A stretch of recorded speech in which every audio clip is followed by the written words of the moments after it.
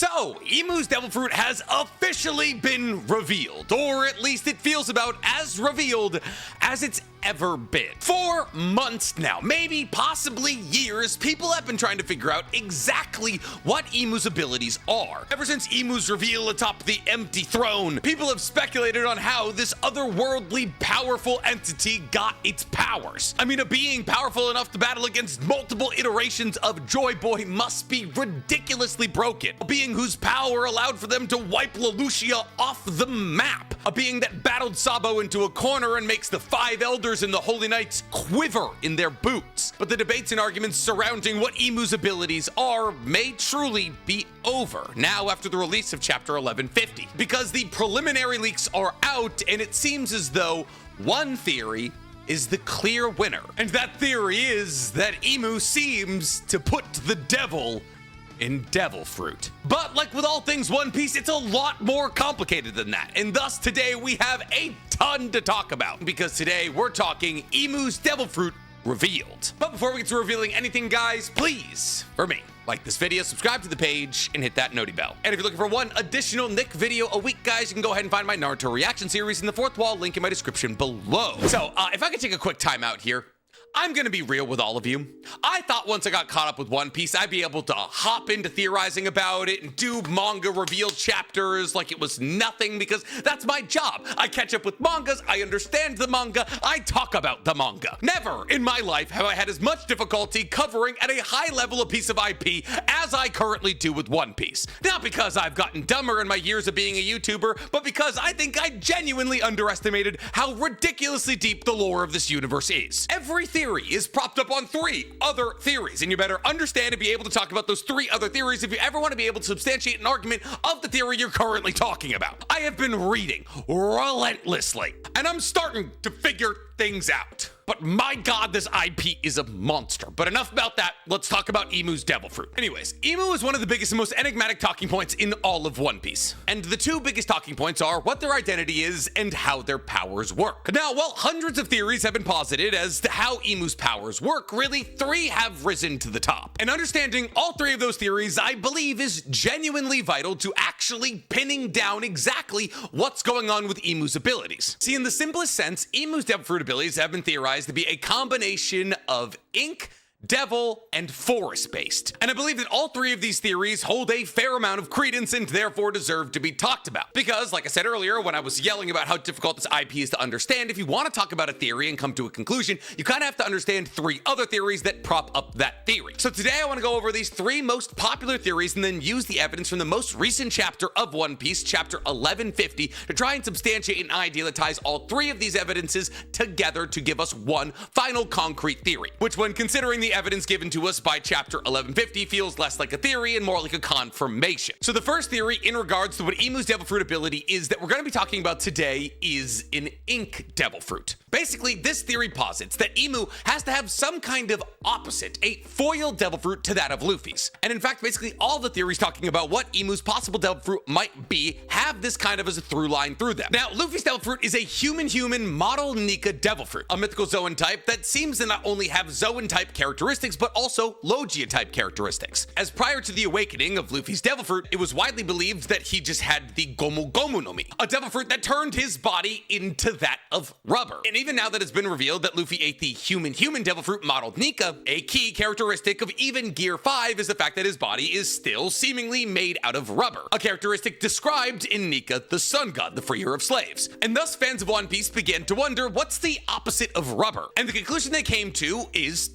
ink. See, not only is Emu's design eerily reminiscent of a fountain pen turned upside down, but Emu's black silhouette appearance seems more akin to that of an ink blob than that of a character. But if some of you are wondering how ink and rubber are counter from each other, well, it's because ink is used to draw and rubber is used to erase. And if this seems kind of silly as a concept, well, objectively it is, and also it's One Piece. But also, it's important to note here that one of Oda's first one-shots was actually called The Pen of Fate, a story where a protagonist by the name of of Brad, has to search all over the globe to try and find something known as the Rubber of Fate, so they can undo things that God had written with his pen of fate. Setting up from a very, very early point in Oda's mangaka career, the idea of rubber and ink being counter to each other. And thus Imu, who writes the rules of the world, hates Joy Boy because Joy Boy defies those rules and effectively erases them using his rubber. Now, this theory was created by somebody by the name of JoyBoy24 on Reddit 2 years ago, but they've actually adjusted this theory over the course of more information coming out to be more in line, ironically, with probably the most popular theory as to what Imu's Devil Fruit abilities are, which is that Imu's Devil Fruit abilities are actually more closely tied to a devil than that of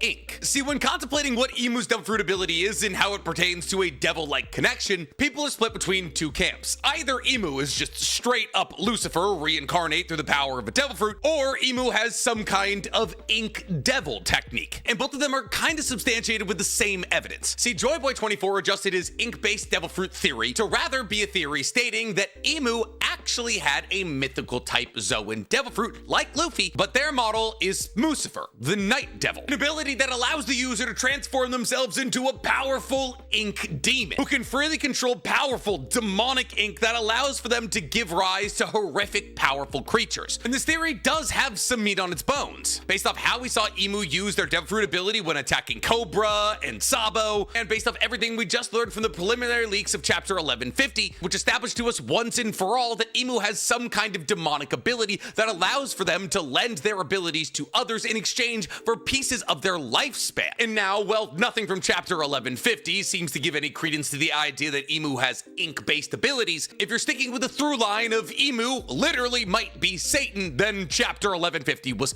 massive. See, because in the initial leaks for chapter 1150, we see Imu controlling Gunko's body. And the first thing that Imu/Gunko does is release a massive wave of Conqueror's Haki, not only confirming that obviously Imu has access to Conqueror's Haki, but knocking out the majority of the giants and giant children on Elbath. However, not all of the giants on Elbath are knocked out, and thus some of the more powerful giants like Dory and Bragi go to attack Imu. However, Imu supposedly either pulls out or creates a magical book, and from that magical book pulls blades and guns. Imu then uses the blades and guns from this magical book to shoot Bragi in one of his arms. Now, technically, because it does appear as though Imu's abilities can manifest from that of a book, there is some credence to the idea that their abilities tie back to ink, that they're able to manifest whatever it is they pen into this magical book of theirs. But that's not important for this moment right here. Anyways, after Imu injures the giant pirates, he says, since Elbath has no king, Dory and Bragi must be Elbath's new kings. Imu then uses an ability known as Devil's Contract, transforming Dory and Bragi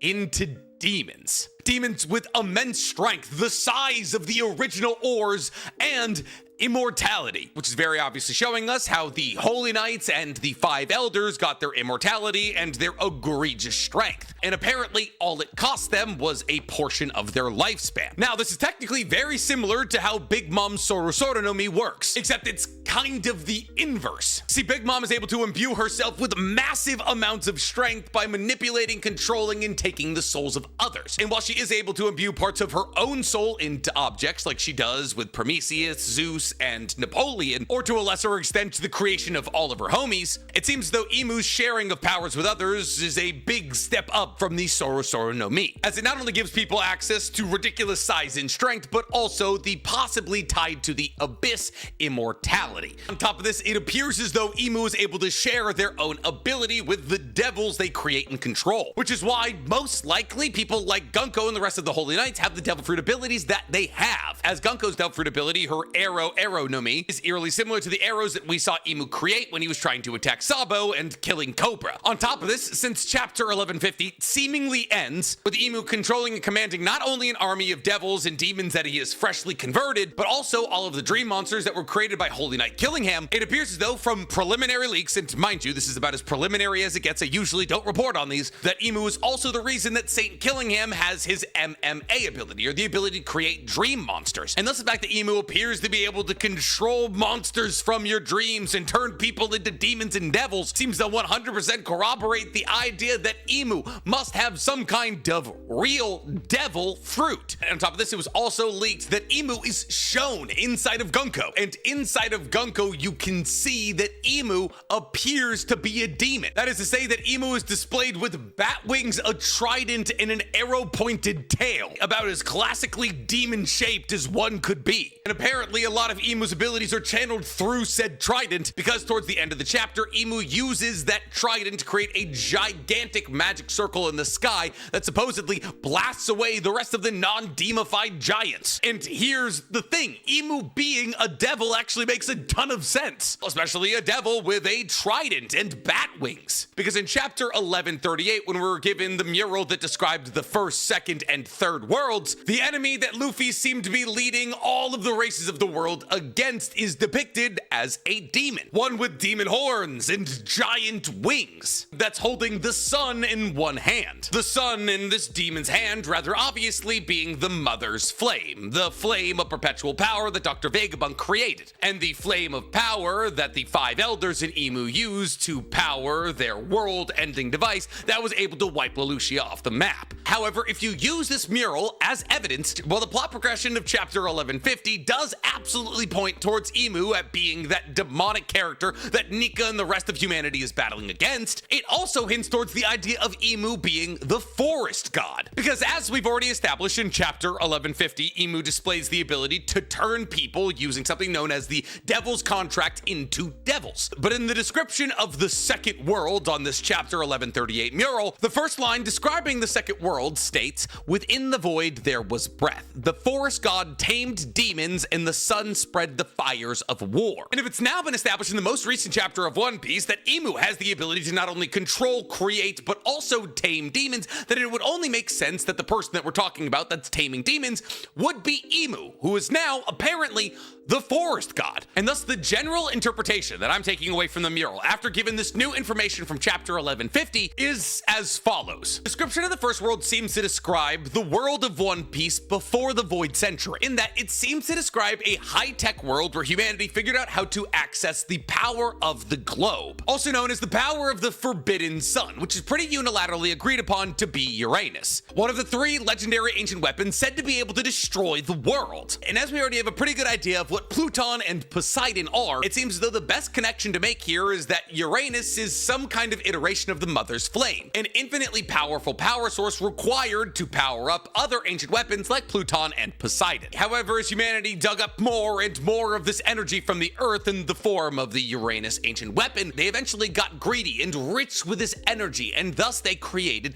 Pluton, the Earth god. But as Pluton raged across the Earth, it only brought destruction and despair, and thus the slaves prayed for a time of peace and to be freed from their bondage. And thus Nika appeared, the sun god. And after Nika appeared and defeated the Earth god Pluton and stopped the humans who were digging up the energy of the Earth and who were rich with greed and power, humanity was led into the second world, a time of technological regression, the Void Century, when some of the greatest technology humanity would ever create was lost or destroyed, and seemingly purposely, as a response to the greed and destruction that high level of technology brought about in the first world. Now this brings us to the second world. The second world where supposedly the forest god tamed demons in order to conquer the world. And thus it is my belief that the description of the second world is actually talking about Emu's ability to tame the 20 kingdoms in a ploy to control the entire globe in this era of regression. However, it's during the timing of the second world that a pirate by the name of Joy Boy, who is the next reincarnation of the sun god, brings together people of the half moon, which many believe is the people of the Willa D, and people of the moon, aka the Lunarians, and turned them into his allies to battle against the forest god and his army of demons. And thus this is why in the description of the second world it says the sun spreads the fire of war, as the sun god through Joy Boy spread the fire of war through this newly formed government that was being controlled by Emu and the 20 kingdoms. But man, aka the government at this time, kills the sun, Joy Boy, and thus the sea god Poseidon raged, which led to the entire world being flooded and all land masses becoming islands. But this understanding of what's being told to us on the mural of chapter 1138 is important because it does draw a connection between the forest god and Emu. And considering the fact that Emu is often shown to us in Marijois hanging out in what appears to be a botanical garden, the connection between Emu and the forest seems rather apparent. And this connection between Emu and the forest god becomes even more apparent when you consider the last thing that Emu said in chapter 1149, which is, "Allow me to show you the dominance of a god." And while while, yes, pretty much everybody at the highest level of Marijois is referred to as a god of sorts in the One Piece universe, I mean, even the celestial dragons, who are just the descendants of the kings and queens of the 20 kingdoms who helped Imu form the government 800 years ago, are referred to as gods. Imu existing at the top of all of them and actively referring to itself as a god does give some credence to the idea that Imu may have been the forest god, some representation of a lost fourth ancient weapon. As Poseidon is the god of the sea, Pluton appears to be the god of the earth, and Uranus appears to be the energy of the mother's flame taken from the globe. And really, in actuality, the only god that's unaccounted for in the telling of the ancient weapons there is the forest god. So amongst these three theories, ink, devil, or forest, which is correct? Well, the true beauty is I believe that the answer lies directly in the middle of all three of them. I believe that chapter 1150 all but confirms that Imu existed as some form of forest god before the Void Century, displayed by the fact that in the mural from chapter 1138 there appears to be a silhouetted figure with a tri-pointed crown standing right next to the tree that exists directly smack dab in the middle of the mural. And there appears to be a giant elephant lifting that silhouetted figure up to that tree in the center of the mural. A giant elephant that could be none other than Zunisha, the elephant on top of which Zo exists. The elephant which also reached out to Luffy when it realized that he was the reincarnation of Joy Boy. However, Imu, as this forest god, most likely consumed what was the first ever